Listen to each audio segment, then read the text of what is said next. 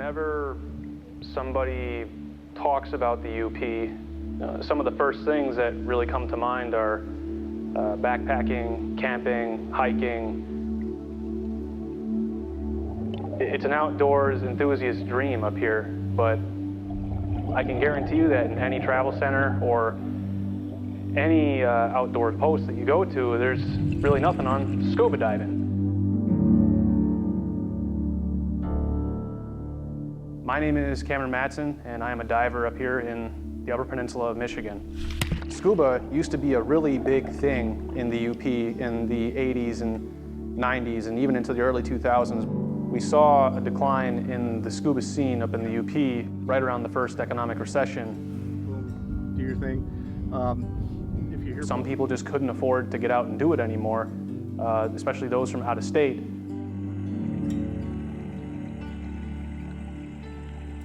If someone were to ask me, where would you rather dive? Someplace that the water on average is about anywhere from 45 to 55 degrees versus not even having to require a wetsuit to go and enjoy the water.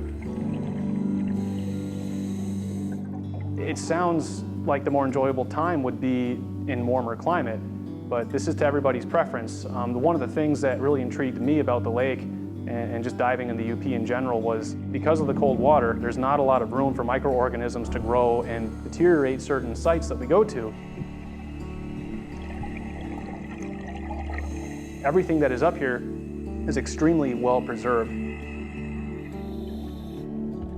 You're able to explore an entirely different world right in your own backyard or wherever you go. It's one thing to look at pictures or even be on the lake and fish for a day. It's another to jump off the boat and actually be among the fish and see the world that they live in.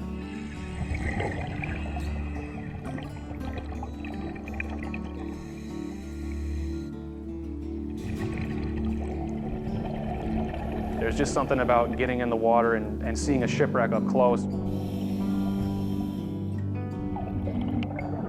But when you're there and you're experiencing it for yourself, you really learn to appreciate just how awesome where we live is.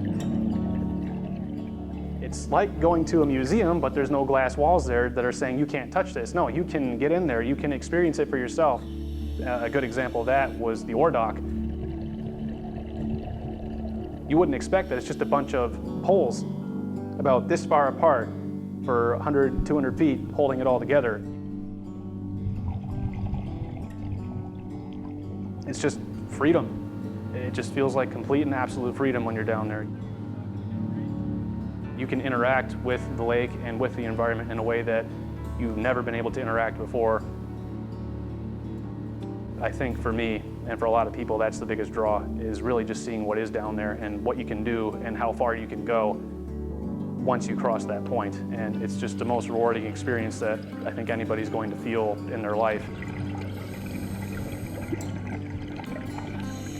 Like anything that you get into, with any hobby that you get into, you're going to meet a lot of really cool and interesting people. And some of the coolest people that are up here, I've had the privilege and pleasure of diving with. And once you do something like that together, it's kind of like you join an exclusive little club. Careful, man. It is our hope that the state or certain counties or cities will take it a little bit more seriously and maybe put it back on the map. And I think they'd be surprised by the response.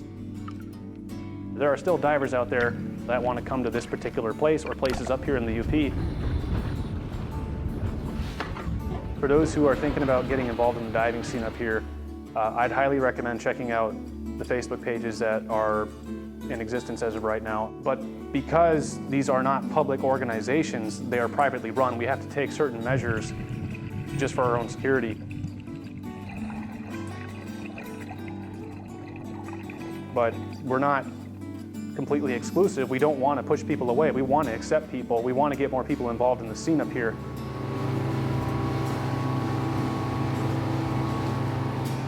And we're really hoping that we're going to see a growth of people coming up to, our neck of the woods up here and experiencing what we have to offer.